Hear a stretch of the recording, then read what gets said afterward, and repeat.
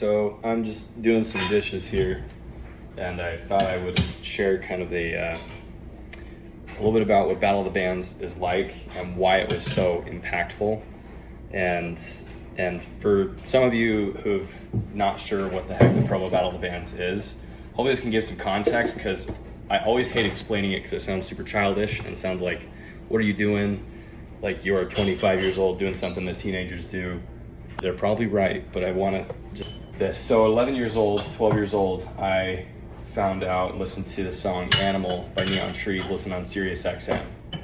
And when I was listening on Sirius XM, I was like, okay, who's this band Neon Trees? What do they do? What is this?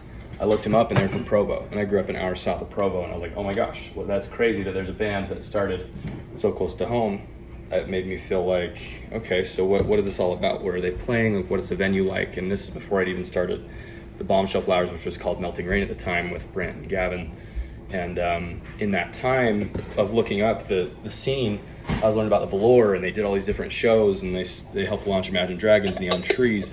Nowadays they have like the Aces, the Backseat Lovers, and the National Parks. That was the incubator of the music culture at the time up there.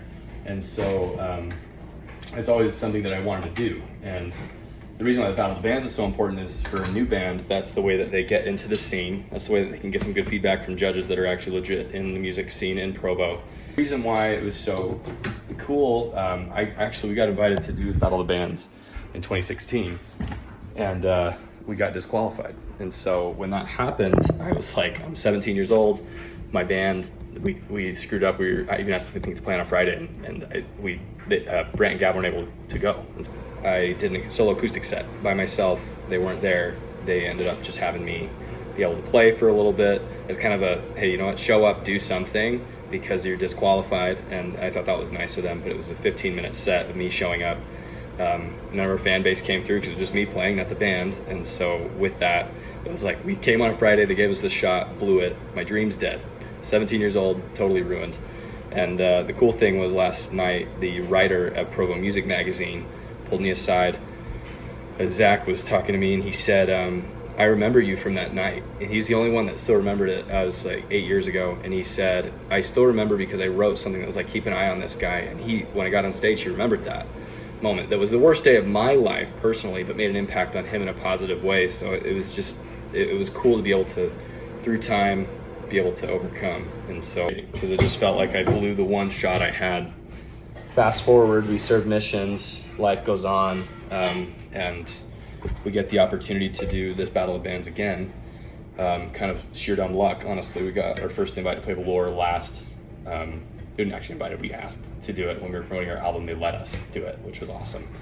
And then we played in August, and then played a month ago, and then we were asked if we wanted to try maybe doing this Battle of Bands. And when we did, it was a great experience to be able to be in the scene. And we won that first night, which felt like an absolute high, an absolute like fruition, like, okay, the dream's not dead. And we don't necessarily want the full music dream, because I don't want to be on the road 6 months, 8 months a year.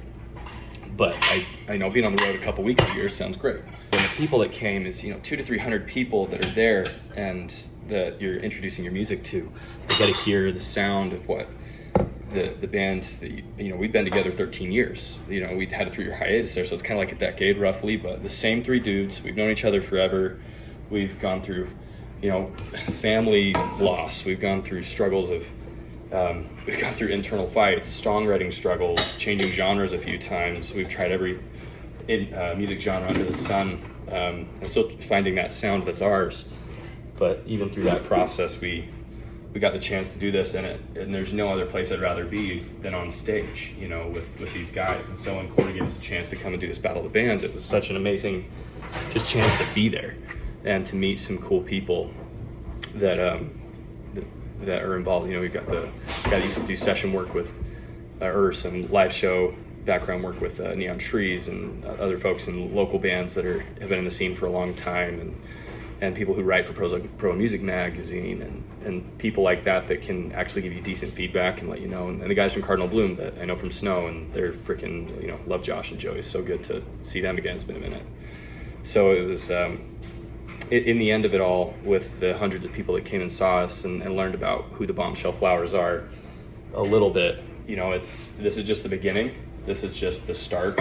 And just being there on the second night to be able to claim, yeah, we're a Velour Battle of the Bands finalist, even though we live on opposite ends of the state and it's hard for us to even get together to practice and play, it just means the world. And so, I don't know, there's those things that you tell yourself when you're little that I want to do that. I want to be able to accomplish those things someday, you know, have that moment in the spotlight.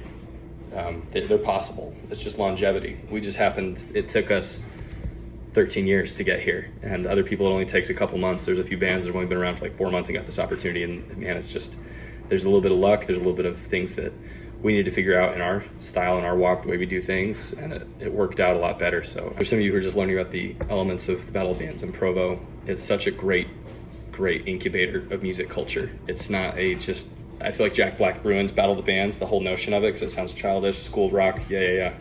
But no, it's a lot more amazing thing than you realize. It's really a way to launch and build those connections in a local community, especially when it hones around a certain venue. So now that we have even more connections, you know, it's brought a lot of positive things. So if you guys, you know, if you came to the shows and you liked the music, keep following us, come to another show. We want to hang out, we want to make more friends, we want to do this more.